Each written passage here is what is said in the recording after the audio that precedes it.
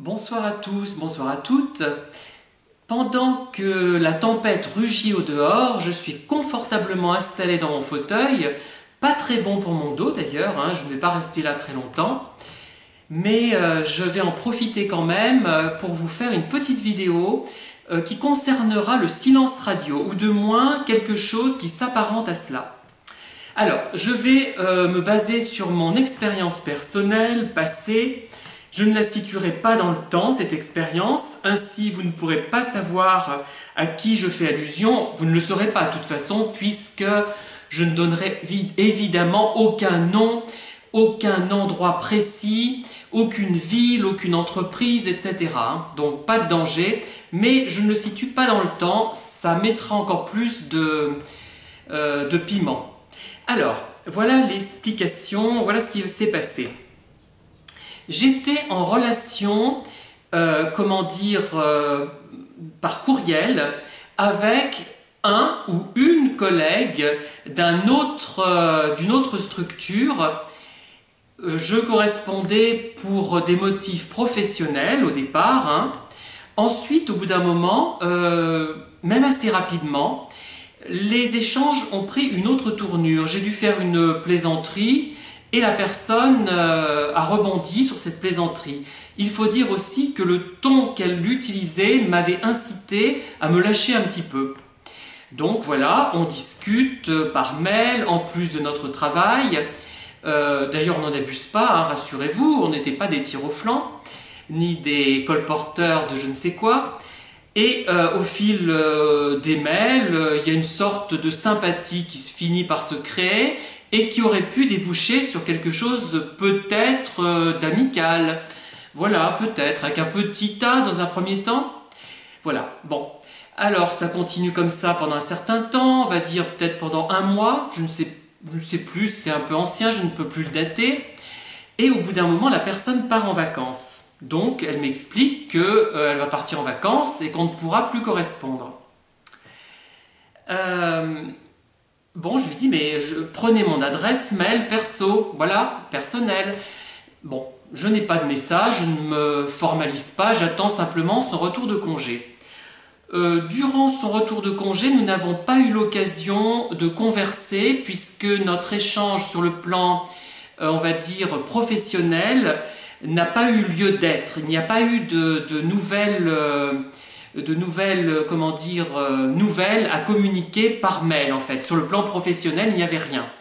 Je n'ai pas voulu relancer, je ne voulais pas embêter cette personne après tout. Par la suite, nous avons été amenés à converser pour des motifs professionnels, toujours par mail. Je n'ai jamais vu cette personne, mais elle a fait exactement comme si elle ne m'avait jamais parlé, alors qu'elle avait bien identifié mon nom, je puis vous l'assurer. Et j'ai eu l'impression que c'était simplement quelqu'un à qui je parlais pour la première fois, comme si rien ne s'était passé. Alors, bon, vous allez me dire, et vous aurez peut-être raison, que l'échange a été uniquement par mail, qu'on ne s'est pas réellement vu, mais vous avouerez que c'est quand même tout à fait curieux, que subitement, il n'y ait plus rien, et même pas une allusion, un clin d'œil, rien. Voilà. Alors, j'ai également un autre exemple à vous proposer. C'était quelqu'un que j'ai connu également par email, par courriel, qui était très chaleureuse, cette personne. Oui, il y avait vraiment des échanges, on a même conversé par téléphone, c'est la personne qui a insisté pour me parler par téléphone. Au bout d'un moment, cette personne a dû s'absenter pour des congés. L'échange était très cordial, donc je pensais que ça allait perdurer au-delà. Cette personne, je le précise, avait d'ailleurs lu quelques-uns de mes livres et les avait appréciés. Elle m'avait fait des remarques très pertinentes et qui montraient qu'elle semblait vraiment les avoir appréciés. Et en fait, je n'ai plus eu du tout de nouvelles. Cette personne a disparu de la circulation sans que j'en comprenne la raison, sans qu'il y ait d'explication, et je n'ai plus jamais entendu parler d'elle. Voilà. Bon, vous me direz que ce sont deux exemples par mail, mais tout de même assez troublants, et ça rappelle étrangement les silences radio des pervers narcissiques. Ils commencent par nous abreuver de coups de fil, de courriels, de messages téléphoniques, de coups de téléphone, de SMS, j'ai eu ça, hein. Alors, ils partent en vacances, il y a une rupture à un moment donné.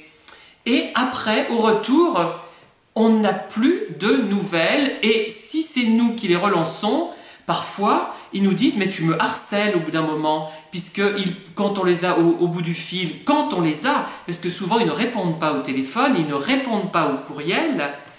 Et on s'étonne, donc on demande des explications. Et c'est juste, ils ne nous traitent pas de paranoïaques, hein.